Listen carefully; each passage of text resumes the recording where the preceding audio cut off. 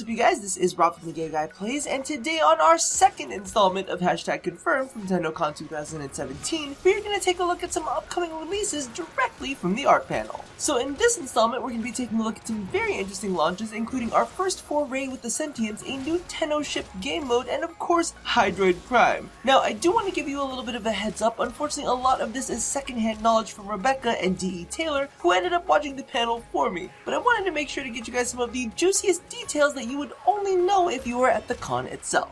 Alrighty, so let's jump right in and address the Hydroid Prime issue. Now, for those of you who don't know, me and Life of Rio had a bet on which Prime would be released next, Hydroid Prime or Limbo Prime, and that if he lost, he would have to dress his Ash up in bright pink colors, and if I lost, I would have to use a randomizer to decide what colors I'll be using on my Hydroid Prime video. It had nothing to do with deleting Loki, motherfuckers. So y'all might want to get your facts straight before you start leaving me hashtags, baby. Regardless, Hydroid Prime is looking fucking fantastic, golden beard and all, and apparently he'll be getting a rework, which I'm very curious to see how that all plays out. There are definitely things that I like about him, such as his ability to control areas, but its consistency could definitely use a lot of work. Alongside that, we've got the Nami Skyla Prime, which, dear Lord God, is gorgeous. And for those of you who don't know, the original version is slash-based, with its supplementals leaning towards the status side. Now, don't get me wrong, the status on the original sucks, but its Prime might just push it into a very nice place. Following that, we've got ourselves the Ballistica Prime, and goddamn, the original already looks gorgeous, but this took it up to a whole nother level. And y'all know that I was asking for a Prime crossbow for the longest time. I just didn't think that they would go for a secondary. I honestly can't wait to see the stats on this one, as the Rocta Ballistica is already fairly good, so I'm definitely curious to see what direction they're going to take the Prime variant. In addition to that, we get to take a look at the primed accessories that are coming out with the bundle. First off, we've got another Sugatra, which is definitely pretty, but y'all know how I feel about dangly bits. Moving along, we've got ourselves the new armor set, which I know everybody has been begging to be included in another Prime Access, and let me tell you, it is looking good. I'm a big fan of these shoulders and leg pieces, however the chest piece does feel a bit small when actually pictured on the model. I know that scale will end up changing depending on the frame, so it may be something I pass on depending on who it's on.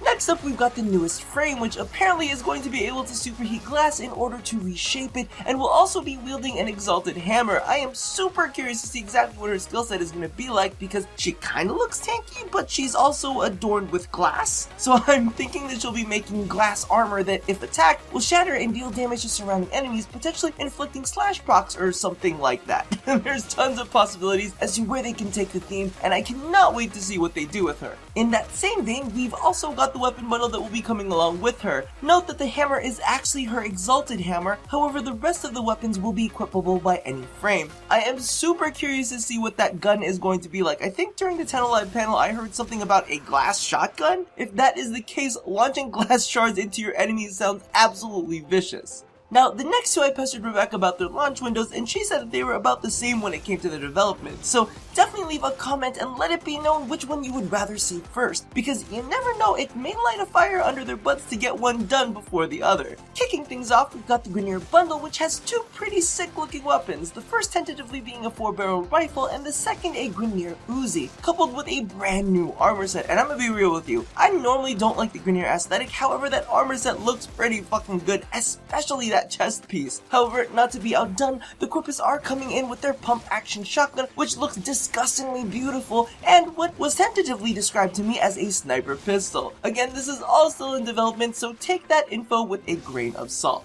Next up, we've got the winner of the community weapon design, which is a Grineer flame-powered Kusurigama. This was actually available for play on the TennoCon floor, however the stats looked like they were only placeholders. Now, before we drop weapons completely, I definitely wanted to show off the fact that both Wraith and Vandal weapons are being given Tintable Zone. I have no clue when this is going to be live, but to be honest with you, this kinda looks like they're done. I'm definitely excited about this, as the Vandal weapons are gorgeous and would be amazing to tint. The Wraith ones, however, I definitely think I'll have to do a little bit of experimenting with. Regardless, I am quite excited to have more options. Alrighty, so moving on to something a little different, they showed off the concept art for Tenno's ships. These are actually being crafted for a new mission type that Steve thought up during one of his old Sunday streams. You'll be defending the ship from both internal and external threats, mixing standard Warframe combat with Arcwing integration. In addition, there seems to be a defensive mode to the ship, which would heavily imply that the players inside would be able to manipulate the state of the ship in order to adjust to varying situations. The next concepts we'll be taking a look at is extremely exciting. We've got a sneak peek at the concept art for Sentient Outposts, which is the first Sentient themed tile sets that we'll be able to visit. These concepts look almost alive with a strong techno-organic feel and lead me to believe that DE is already looking far beyond the plains of Eidolon and already exploring where they can go next. And now onto the last little bit. They tease some very interesting character work, the first two of which are new Grineer units, starting with the Grineer Ghoul Expired. This thing carries explosive packs and rushes the Tenno Kamikaze style, latching onto the player before detonating. Following that is the Grineer Ghoul Shaman, and this guy looks crazy as fuck. Apparently that saw blade is going to be something that they're going to try to give us as a weapon, however it will require a new grip set, so we may not get to see it in action for quite a while. Now when I asked about where they would be found, there was no confirmation as to where we would be seeing them, so let me know if you guys heard something on the panel that I didn't get to. So last but definitely not least was the concept art for Ballast, and this shit is just freaky. They mixed a blend of Roman statues and origami to create this depiction of Orokin perfection. Are you supposed to be that color? Is that like,